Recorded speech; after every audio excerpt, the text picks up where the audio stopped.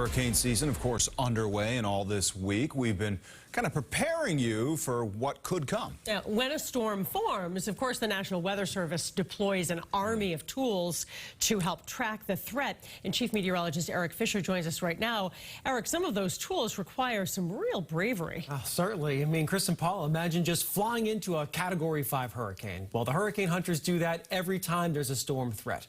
And tonight, WBZ meteorologist Wroblewski introduces us to a woman from Chelmsford who takes those flights. It was a Category 5. It was rapidly intensifying. Kate McLaughlin is a lieutenant colonel in the Air Force Reserves and is the first female chief aerial reconnaissance weather officer. She's a hurricane hunter. When you start going through the eyewall, it's going to be what you expect. A ton of heavy rain, sometimes hail, sometimes lightning. It's bumpy. Is that like a roller coaster ride? Do you feel like you go, like, can your plane go up and down? Yeah, drastically, thousands of feet up and down. Are you ever scared? Like, you're literally going into hurricanes. Are you ever worried? I get concerned on occasion. I would say like once a season. She's been flying into these dangerous storms for 18 years. I kind of lucked out because I found my niche.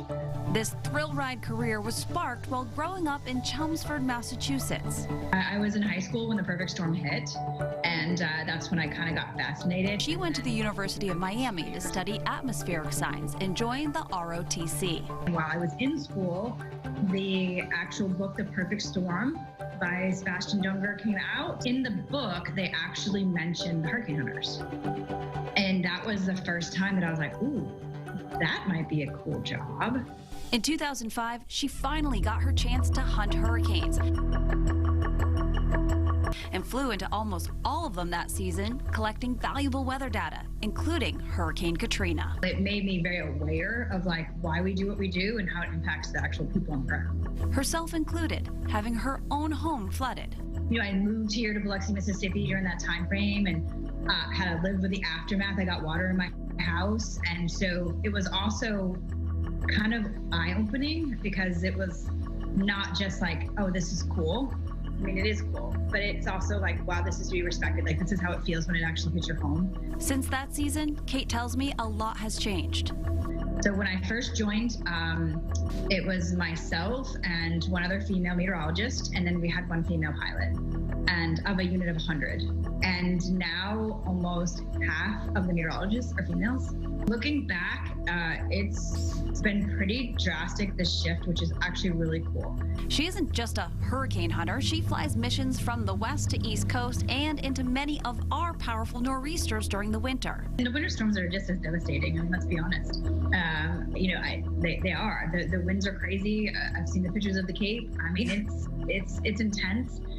They can shut down civilization for days at a time. But there was one mission she describes as surreal, flying into major Hurricane Felix in the middle of the night with a full moon.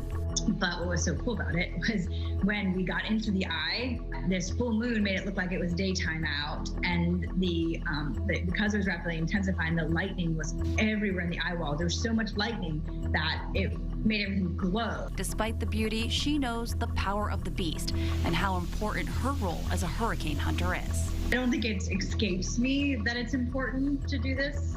I think having living through Katrina definitely changed it.